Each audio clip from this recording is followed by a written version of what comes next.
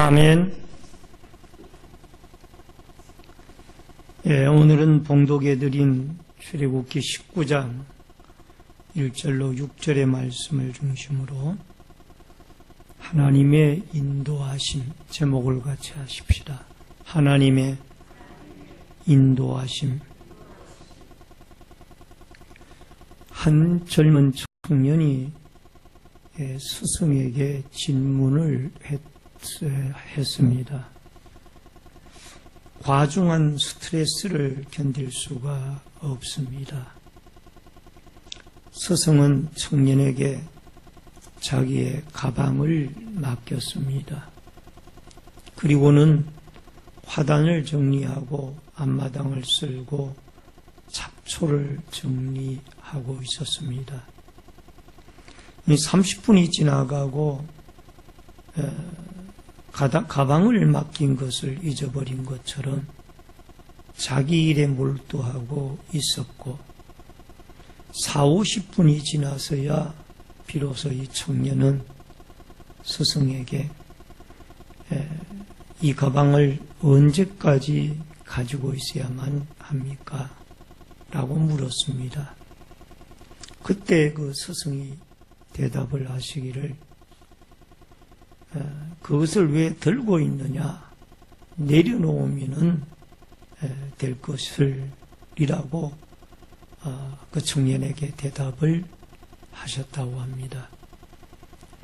가방을 맡겨놓았을 때 물론 들고 있으라 내려놓아라 말씀은 안 했지만은 그 무거운 짐가방을 40분이나 50분이나 들고 있을 이유가 없다라는 거죠. 내려놓으면 편하게 되어질 텐데 예수님은 우리 인생에 짐을 지고 살아가는 사람들에게 이미 십자가를 지시면서 여러분과 저의 모든 죄의 짐 또 인생의 짐들을 짊어지고 가셨습니다. 그래서 그분은 이렇게 우리에게 말씀을 하십니다. 마태복음 11장 28절에 보면은 수고하고 무거운 짐진 자들아 다 내게로 오라 내가 너희를 쉬게 하리라. 짐을 이미 주님이 다 지고 가셨기 때문에 주님은 이런 초청의 말씀을 충분히 우리에게 하실 자격이 있으신 분입니다. 그분에게 모든 짐을 맡겨버리게 되어지면은 주님은 우리의 모든 짐을 대신 져주시고 여러분과 저에게 이 평강의 은혜로 인도해 주실 줄로 믿습니다. 이스라엘 백성들이 애굽을 하나님의 은혜로 떠나고 이제 약 3개월이 지나갔습니다. 근데 그들이 3개월 후에 도달한 곳이 어딘가 하니 시내산에 시내 광야에 그들이 도착을 했습니다. 그래서 그 시내 광야에 도착을 하여 장막을 치고 이제 하나님이 그 모세를 시내산으로 부릅니다.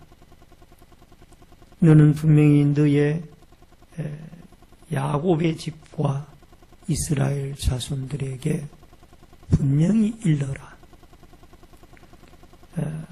독수리가 새끼를 업음 같이 내가 너희들을 업고 이곳까지 인도를 했고 또 인도를 하게 될 것이다. 그러니까 이스라엘 백성들이 자기 발로 걸어오긴 했지만은 지금까지 하나님께서 친히 독수리가 새끼를 엎는 것과 같이 그들을 업고 이스라엘 백성들을 인도하고 계시다라는 겁니다.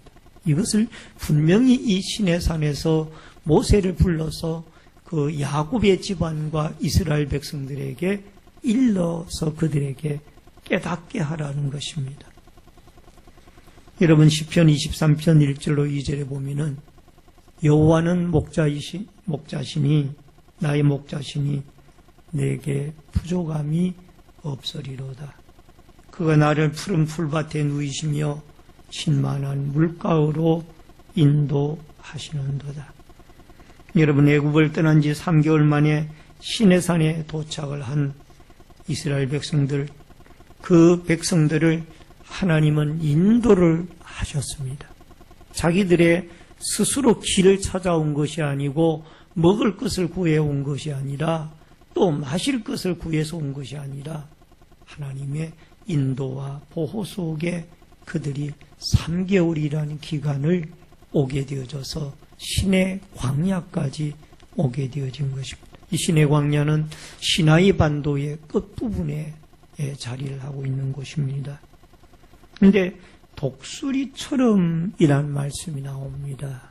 여러분, 여기에 독수리는 높은 곳에 둥지를 틀고 그 둥지를 밖에는 나뭇가지를 또는 가시돋친 것을 사용을 해서 둥지를 만듭니다. 그리고는 그 안에, 둥지 안에는 독수리가 어미의 그 깃털을 뽑아서 마치 구스다운처럼 그렇게 포근하고 또 안락한 둥지로 만들어서 새끼를 낳고 또 알을 낳고 새끼를 품게 되어지는 그런 모습을 우리는 보게 됩니다. 여러분, 그러다가 어느 정도 새끼가 성장을 하게 되어졌을 때에 자기의 날개 깃을 통해서 바람을 일으켜 그 솜털을 다 날려보내고 가시돋친 울타리를 그 둥지를 만듭니다. 그러면은 이 새끼 독수리들이 여기서 찌르고 저기서 찌르고 이 둥지가 자꾸 찌르더라고 말이에요. 그러다 보니까 이 새끼 독수리들이 피부가 단단한 피부로 굳어지게 되어집니다. 살갗이 굳은 구둥살이 배기면서 단단한 피부로 만들어지게 되어진다고 합니다. 그리고 독수리가 어느 정도 날개가 나고 날을 무렵이 되어지면은 애미 독수리는 그 새끼를 물어서 높은 공중에까지 올라가서 공중에서 떨어뜨린다고 합니다. 그러면 이 새끼 독수리는 땅으로 떨어지지 아니하려고 안간 힘을 다해서 날개짓을 하면서 그렇게 몸부림을 친다고 합니다. 그러면 또 애미 독수리는 떨어질만 하면 그 큰 날개에다가 새끼 독수리를 받아서 또 높은 창공으로 애미 독수리가 그 새끼 독수리에 올라가서 또 훈련을 시킨다고 합니다. 이래서 그 애미 독수리는 새끼 독수리를 하늘의 왕자로 만들어버리는 이런 축복을 갖게 되어지는 것을 보게 됩니다. 마치 이 애미 독수리가 새끼 독수리를 훈련시키듯이 하나님도 이스라엘 백성들을 광야의 생활 가운데 훈련하시면서도 그들을 가장 안전하고 또 가나안 땅으로 가는 축복의 길로 인도하시게 되어지는 것을 보게 되어집니다.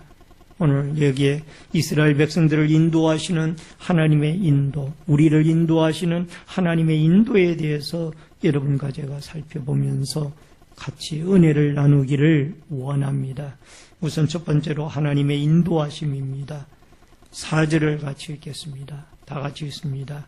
내가 애굽 사람에게 어떻게 행하였음과 내가 어떻게 독수리 날개로 너희를 업어 내게로 인도하였음을 너희가 보았느니라. 하나님이 독수리의 날개를 업은 것 같이 이스라엘을 인도하셨다라는 것을 말씀을 하고 있습니다. 여러분, 인도라는 히브리어는 보라는 단어로 표기를 하게 됩니다. 이 말은 들어가게 하다. 여러분, 이스라엘 백성들이 가나안 땅에 들어간 것은 자력으로 들어간 것이 아니라 하나님이 들어가게 하신 보호라는 단어가 우리에게 하나님이 그들을 인도하셨음을 알게 하고 있습니다.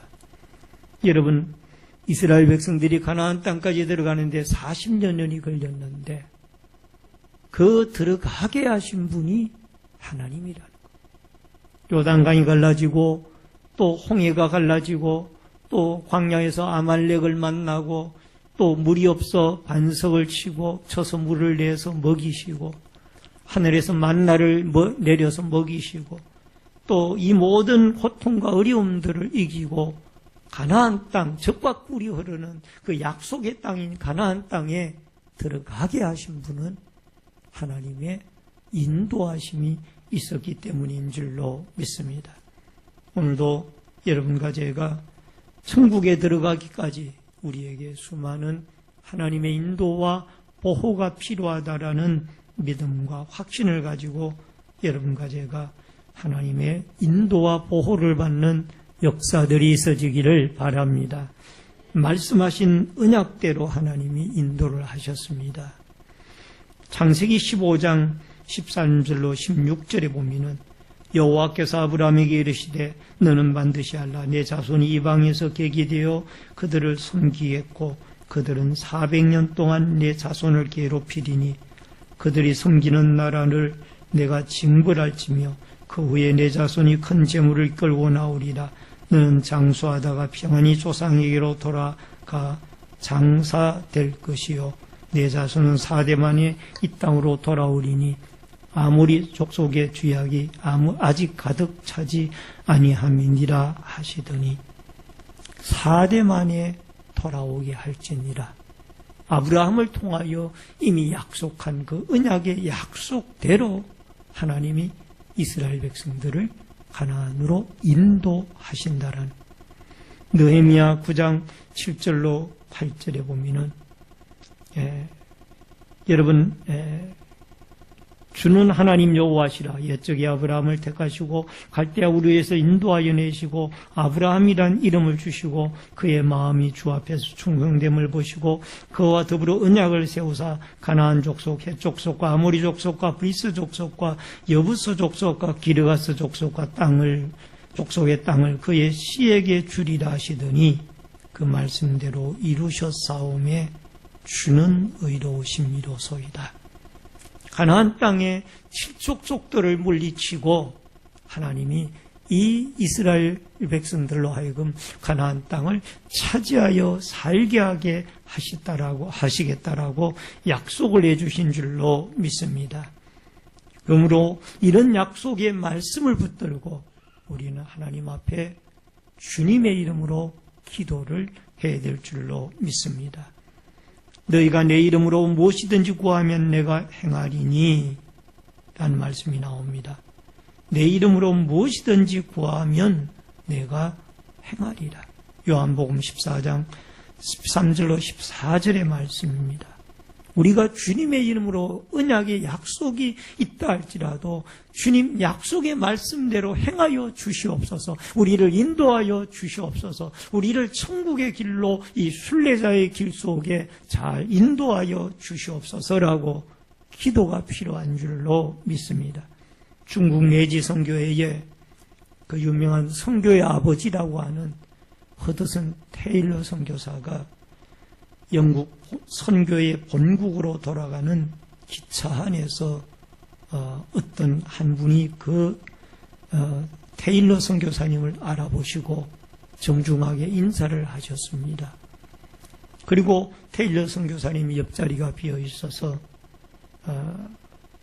앉아서 대화를 하던 중에 테일러 선교사님에게 인사를 하셨던 그분은 지갑을 꺼내서 50파운드를 선교사님에게 주었습니다. 미화로 수백 달러 되는 큰 돈이었습니다. 선교사님이 놀라서 혹시 5파운드를 주시려고 하였던 것을 잘못 주신 것이 아니냐라고 묻게 됩니다. 그분이 사실은 5파운드를 주려고 했는데 50파운드를 지갑에서 꺼내서 실수로 주게 되어졌습니다. 그러면서 하시는 말씀이 하나님은 이 실수까지를 통해서도 역사하시는 분입니다. 라고 하나님의 뜻이라고 밝히면서 기꺼이 그 50파운드를 선교사님에게 드렸다고 합니다. 선교 본부에 도착을 했더니 선교사들에게 성교비를 보내야 하는데 50파운드가 모자라서 어려움을 겪고 있는 모습을 발견을 했습니다. 허드슨 테일러 선교사는 기차 안에서 있었던 일을 간증을 하면서 50파운드를 책상 위에 얹어놓고 하나님이 이렇게 기도를 들으시고 또 기차 안에서 이 선교 본부의 선교사들을 돕기 위해 필요한 50파운드를 준비해 주셨다라고 간증을 하게 되어졌습니다. 선교 본부에서 부르짖는 그 기도를 하나님이 듣고 응답하시며 인도해 주신 줄로 믿습니다. 마태복음 18장 19절에 진실로 너희에게 이르노니 너희 중에 두 사람이 땅에서 합심하여 무엇이든지 구하면 하늘에 계신 내 아버지께서 그들을 위하여 이루게 하시리라. 오늘도 하나님이 여러분과 제가 약속의 말씀, 우리를 천국으로 인도하시겠다라는 약속의 말씀이 있다 할지라도 구체적으로 우리는 예수 그리스도의 이름으로 하나님 아버지에게 이 일을 이루어 주시고 또 천국에 갈까지 우리를 인도해 달라고 기도하게 되어질 때 주님은 여러분과 저의 기도를 들으시고 응답하시게 되어질 줄로 믿습니다. 업어서 인도를 하십니다. 출애굽기 19장 4절에 보면은 내가 어떻게 독수리 날개로 너희를 업어 내게로 인도하였음을 너희가 보았느니라.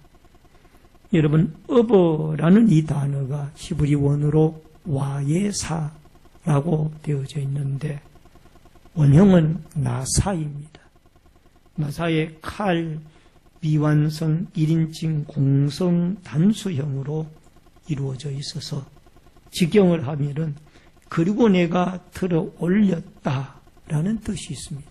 따라하십시다. 그리고 내가 들어 올렸다.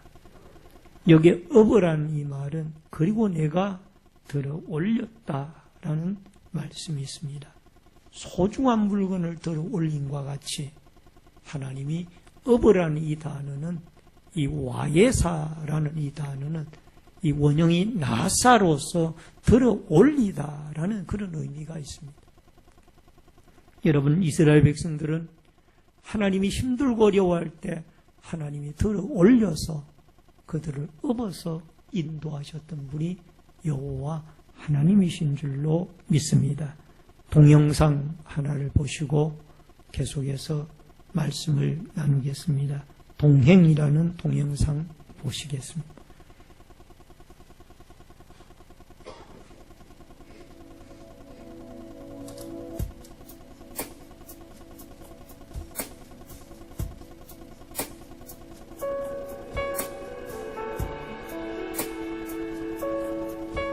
어느 날 밤 나는 꿈을 꾸었습니다. 꿈속에서 나는 넓은 모래 위에 길게 나 있는 두 사람의 발자국을 보았습니다. 그중 하나는 내 발자국이었고 또 하나는 주님의 것이었습니다.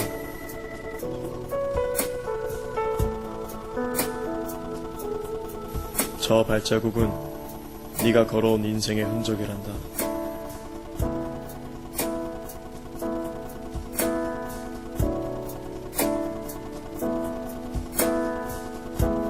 왜 제가 삶의 가파른 언덕을 오를 때에는 한 사람의 발자국밖에 없나요?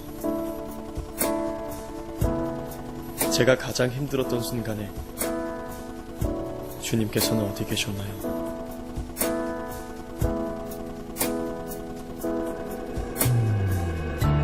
나의 소중하고 사랑하는 아이야, 나는 결코 너를 떠난 적이 없단다. 너가 가파른 언덕을 오를 때 한 사람의 발자국만 보이는 것은 내가 너를 업고 갔기 때문이란다.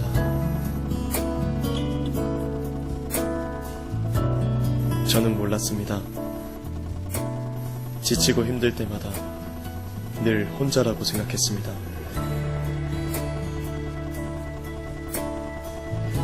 이제 깨닫습니다. 주님이 언제나 저와 함께 하셨다는 걸 말이죠. 지금도 나를 사랑하시는 주님과 함께 걸어갑니다. 안고 걸으세 하나의 발자국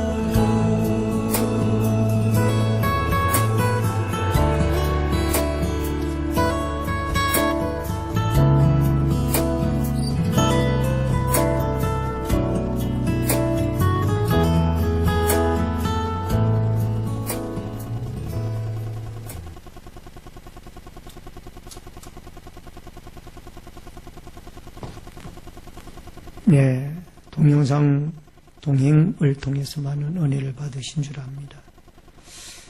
우리가 가장 힘들어하고 어려워할 때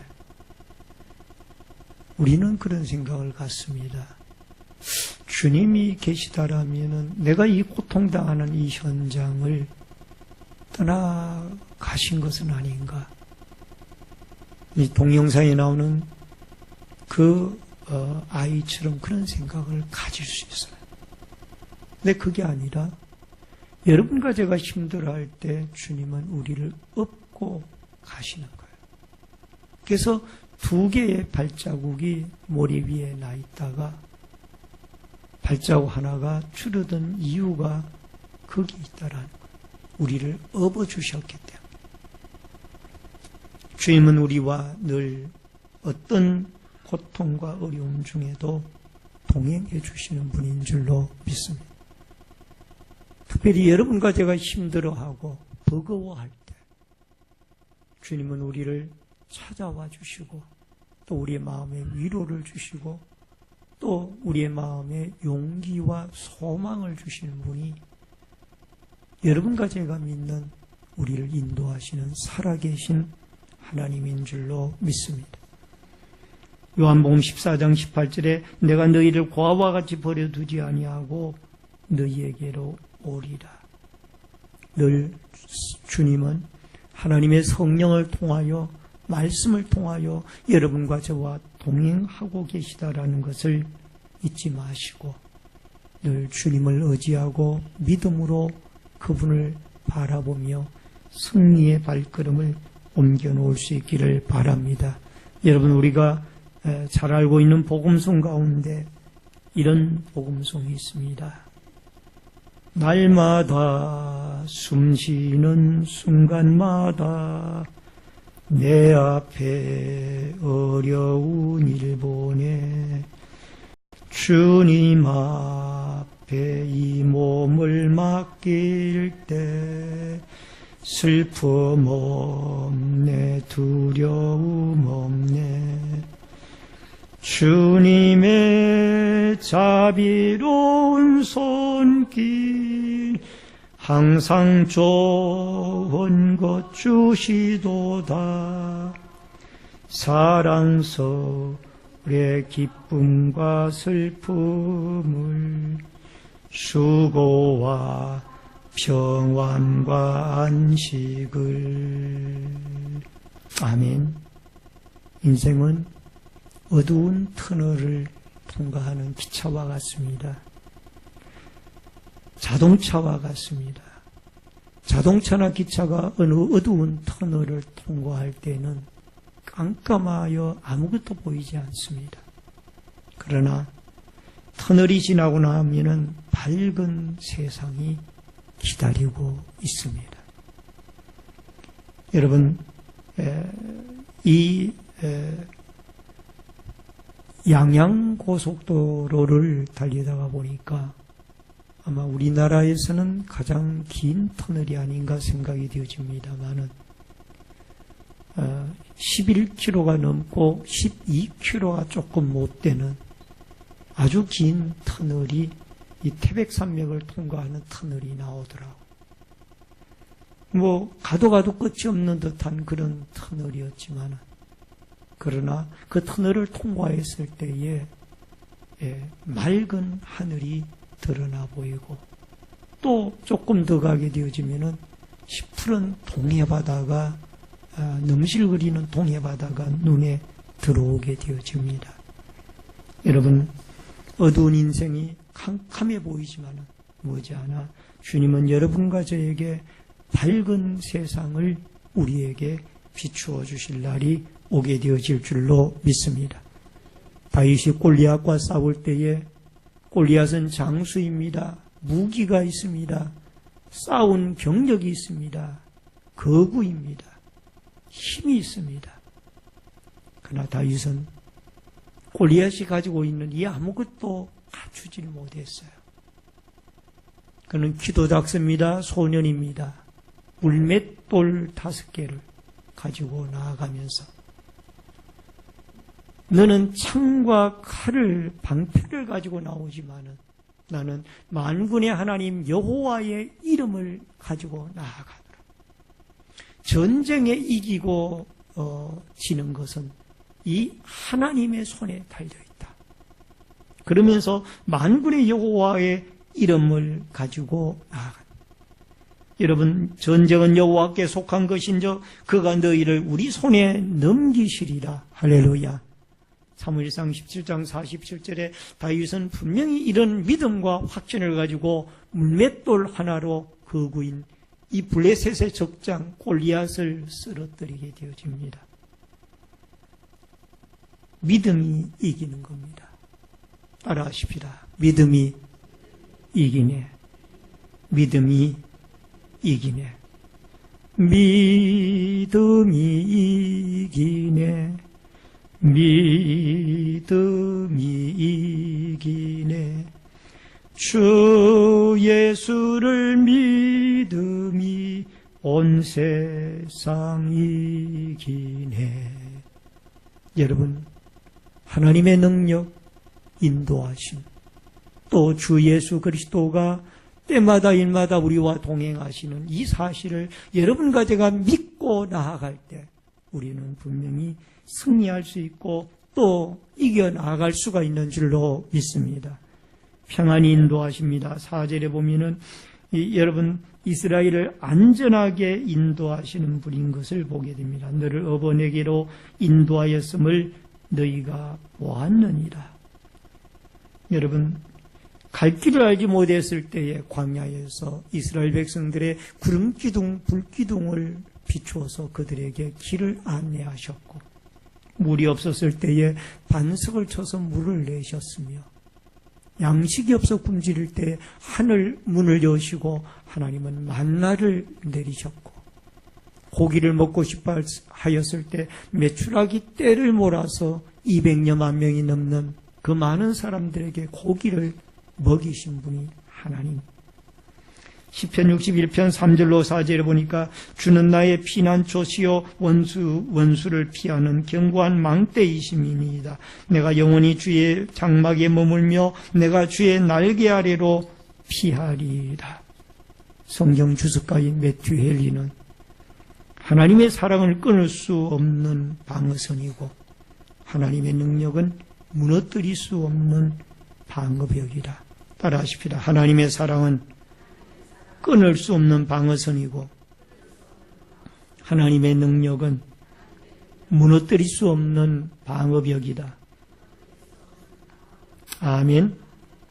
하나님의 이 위대한 능력과 인도하심을 여러분과 제가 믿고 오늘도 거친 이 파고와 같은 인생을 살아갈 때 하나님이 우리를 업어주시고 안전하고 평안하게 인도해 주신다라는 이 믿음의 확신을 가지고 여러분과 제가 승리하며 나아갈 수 있기를 바랍니다.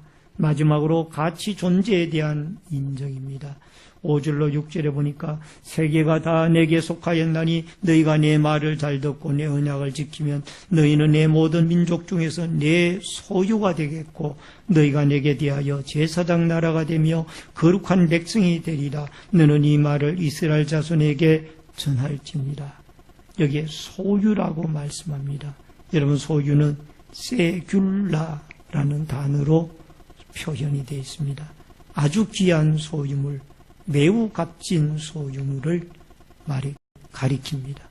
여러분과 저는 하나님의 예수 그리스도의 피로 값주고 사신 바 되어진 하나님의 재산 목록 1호인 줄로 믿습니다. 그리고 제사장 나라 코하님이라고 되어 있는 원형이 코헨입니다. 여러분, 우리는 하나님께 헌신하며 봉사하는 제사장들입니다. 그래서 타락한 세상에서 빛과 소금을 드러내서 안 믿는 사람들로 하여금 그리스도 앞에 나와 하나님을 섬기게 하는 매개처, 어떻게 보면은 여러분 중재자의 역할을 여러분과 제가 해야 될 줄로 믿습니다. 우리가 하나님 사이의 중재자는 예수 그리스도이지만은 여러분 세상 사람들을 그리스도에게 인도하는 이 중재자 역할을 여러분과 제가 감당을 해야 되는 거룩한 제사장 나라의 의무가 여러분과 저에게 있는 줄로 믿습니다. 또 거룩한 백성입니다. 이 거룩함이라는 말은 카도시라는 뜻인데 여러분 하나님께 속한 민족으로 믿음에 근거하여 활동하고 움직이는 사람들이라는 것. 세상 논리나 판단에 의해서 이성이나 경험에 의해서 움직이는 사람이 아니라 여러분과 저는 믿음에 의해서 움직이는 거룩한 여러분 하나님의 백성인 줄로 믿습니다. 베드로전서 2장 9절에 그러나 너희는 택하신 족속이요 왕같은 제사장들이요 거룩한 나라요 그의 소유된 백성이니 이는 너희를 어두운 데서 불러내어 그의 기이한 빛에 들어가게 하신 이의 아름다운 덕을 선포하게 하려 하십니다. 오늘 여러분과 저는 하나님의 거룩한 백성으로 구별함을 받았습니다. 왕같은 제사장들입니다. 그러므로 택한 백성으로서 여러분 하나님의 소유되어진 사람들로서 이 어두운 세상에서 부름을 받았으니 우리 하나님의 거룩한 저 천성에 들어가기까지 하나님의 끝없는 인도와 보호를 여러분과 제가 믿고 또 고통스럽고 어려워할 때 내 혼자가 아니라 하나님이 여러분과 저를 업어주시고 주님이 우리와 동행해 주신다라는 이 믿음의 확신을 가지고 고난의 현장에서도 우리의 능력자이신 하나님을 믿음으로 바라보고 의지하고 또 늘 우리와 동행해 주시는 십자가를 지시고 우리의 구세주가 되신 중보자가 되시는 예수 그리스도와 성령과 말씀으로 주님과 동행하며 여러분과 제 남은 인생의 여정들 순례자의 길을 여러분과 제가 영적인 가나안 땅인 천국에 들어갈 때까지 승리하며 나아갈 수 있기를 주의 이름으로 축원합니다. 축원합니다. 기도하겠습니다.